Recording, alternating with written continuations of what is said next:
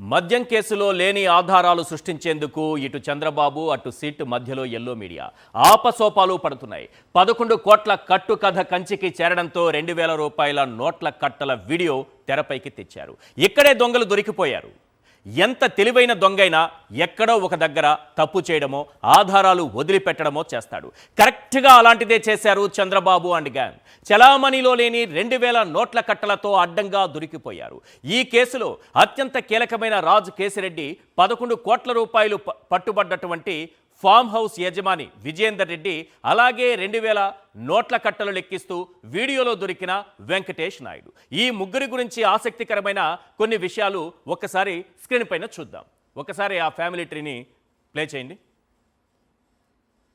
Yes, TDP నేత సోదరుడి కుమారుడు ఈయన విజయేందర్ రెడ్డి. ఇక్కడ కనిపిస్తున్నారు కదా విజయేందర్ రెడ్డి. ఈయన ఫామ్ హౌస్లోనే 11 కోట్ల రూపాయలు పట్టుబడ్డాయి. ఈయన ఎవరు అని ఆరా తీస్తే తీగల కృష్ణారెడ్డి సోదరుని కుమారుడు.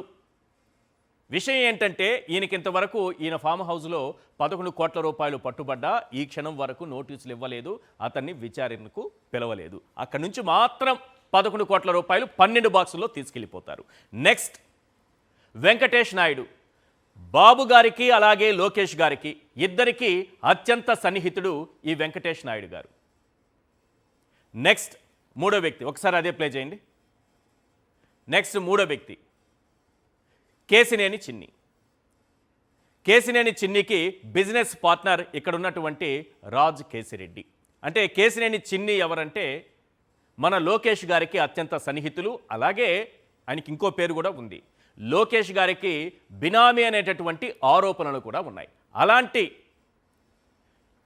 కేసినేని చిన్ని దగ్గర బిజినెస్ పార్ట్నర్గా ఉన్నారు రాజ్ కేసిరెడ్డి. రాజ్ కేసిరెడ్డి, వెంకటేష్ నాయుడు, విజయేందర్ రెడ్డి. ఇవి టీడీపీకి ఉన్నటువంటి లింకులు. లేటెస్ట్గా వెంకటేష్ నాయుడు ఓ వీడియోలో దొరకడం, జగన్తో దిగిన ఫోటోను ఎల్లో మీడియా ప్రచురించడం చకచకా జరిగిపోయాయి. కానీ ఇదే వెంకటేష్ నాయుడు చంద్రబాబు లోకేష్కు అత్యంత సన్నిహితుడు. బాబు గారు పోసేటటువంటి చీప్ లిక్కర్ మీద ఒట్టు ఇది నిజం. కావాలంటే ఈ ఫోటోలు మీరు ఒక్కసారి చూడండి. ఒక్కసారి వెంకటేష్ నాయుడు గారి ఫోటోలు చూపించండి. ఎవరెవరితో ఎలా దిగారో చాలా బాగున్నాయి ఆ ఫోటోలు. కానీ మీకు ఎల్లో మీడియాలో ఈ ఫోటోలు ఏవి కనిపించవు సార్, ఎల్లో మీడియాలో కనిపించవు. చంద్రబాబు నాయుడు గారితో వెంకటేష్ నాయుడు, లోకేష్ గారితో వెంకటేష్ నాయుడు, ఇక్కడ పెమ్మసాని గారితో భరత్ గారితో వెంకటేష్ నాయుడు.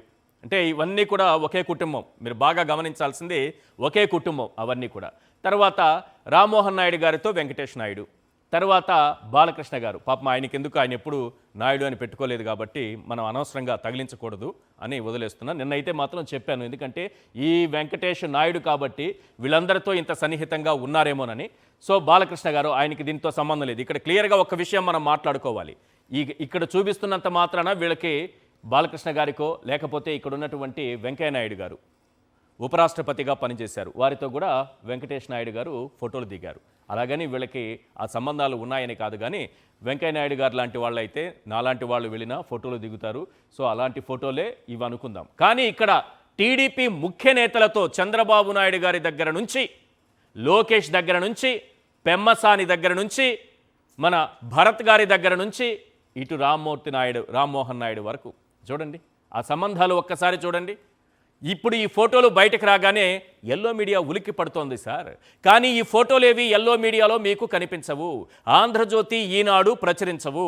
అసలు వెంకటేష్ నాయుడికి చంద్రబాబుతో ఉన్నటువంటి సన్నిహిత సంబంధం ఏంటి, లోకేష్తో ఉన్న అవినాభావ సంబంధం ఏంటి, ఆ పార్టీ ముఖ్య నేతలతో ఉన్నటువంటి లింకులేంటి, అన్నీ క్లియర్గా మాట్లాడుకుందాం. కానీ నిన్న ఆంధ్రజ్యోతి దినపత్రికలో వెంకటేష్ నాయుడు హీరోయిన్ తమన్నాతో ఉన్నటువంటి ఫోటోలను ప్రచురించారు. మద్యం సొమ్ముతో వెంకటేష్ నాయుడు జల్సాలు చేస్తున్నాడని రాసేశారు. అసలు వాస్తవం ఏంటో బారు బద్దలు కొట్టుకొని, ఏది చంద్రబాబు నాయుడు గారు ఓపెన్ చేస్తున్నారు కదా బార్లు, ఆ బారు బద్దలు కొట్టుకొని బయటపడింది. ఎల్లో మీడియాకు చీప్ లిక్కర్ ఘాటు తలకెక్కింది. ఇప్పుడు మీకు వెంకటేష్ నాయుడు ఎప్పుడు, ఏ ఫ్లైట్లో, ఎవరితో కలిసి ఎక్కడికి ప్రయాణించారనేది స్క్రీన్ పైన చూపిస్తాను. ఒకసారి చూడండి. ఇది వెంకటేష్ నాయుడికి సంబంధించి తమన్నాతో ఆయన దిగినటువంటి ఫోటో. ఆయన ఏంటి జల్సాలు చేశారంట. దేనితో? మద్యం సొమ్ముతో జల్సాలు. జనం రక్త మాంసాలే వైకాపా ముఠాకు ఇంధనం. ఇది రక్తమాంసాలతో నిజంగానే వ్యాపారం చేసినటువంటి రామోజీ ఆత్మగారు రాసినటువంటి వార్త ఈనాడు దినపత్రికలో. మనం చిట్ ఫండ్స్ పేరుతో ఏం చేసామని ప్రపంచానికి తెలుసు కదా. అక్కడ కట్టినటువంటి ఆ ఫిల్మ్ సిటీ ఎందరి రక్తమాంసాల మీద, ఎందరి జీవితాల మీద, ఎన్ని బడుగు జీవితాల మీద నిర్మించినటువంటి పునాదులో మనకు తెలియదా? మనం ఏం రాస్తున్నాం? మద్యం సొమ్ముతో జల్సాలు. కానీ అక్కడ చూడండి, ఈ వాస్తవం బయట రేపు రాయాలి. ఈనాడు దినపత్రిక, ఆంధ్రజ్యోతి దినపత్రిక రెండూ రాయాలి. ఏంటది? ఆయన ప్రయాణించినటువంటి చార్టర్డ్ ఫ్లైట్కి సంబంధించి రిత్విక్ సంబంధించి ఎవరిది? సీఎం రమేష్ గారికి సంబంధించింది. ఒక్కసారి అది చూడండి. ఆ డేటు 13/4/2025 బుక్ చేశారు సార్.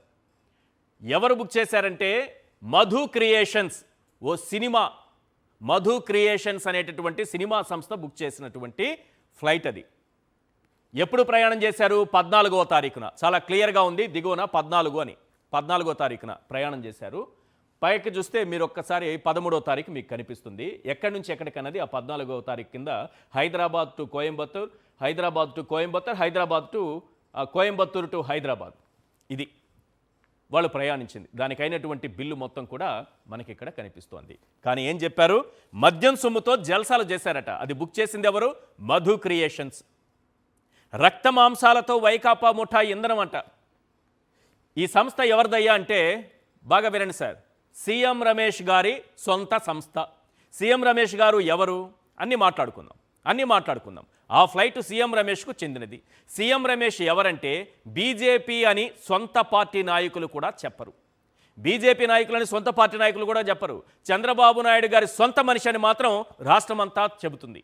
చంద్రబాబు సొంత మనిషి ఫ్లైట్లో హైదరాబాద్ టు కోయంబత్తూరు షికార్లు కొట్టిన వ్యక్తికి చంద్రబాబుతో సంబంధాలు ఉన్నాయా లేవా? ఈ నాయుడు గారు ఆ నాయుడు గారి కుటుంబానికి చెందిన వ్యక్తి అవునా కాదా? చాలా క్లియర్గా మనకు అర్థమైపోతుంది ఇది చూస్తే. ఇక 11 కోట్లు పట్టుబడ్డ వర్ధమాన్ కాలేజీ విజయేందర్ రెడ్డి ఎవరో తెలుసా? చంద్రబాబుకు అత్యంత సన్నిహితుడు, తీగల కృష్ణారెడ్డి సోదరుడు, కుమారుడు. ఇప్పుడు చెప్పండి, ఇతని ఫామ్ హౌస్లో 11 కోట్లేంటి, 110 కోట్లైనా దొరికిపోతుంది. పెట్టెల్లో పెట్టి అక్కడ పెట్టేది మనమే కాబట్టి అన్నట్టు మర్చిపోయా.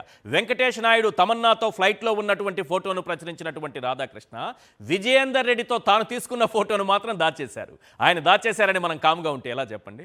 ఆ ఫోటోను కూడా ఒకసారి చూద్దాం. ఒకసారి ఆ ఫోటోని వేయండి.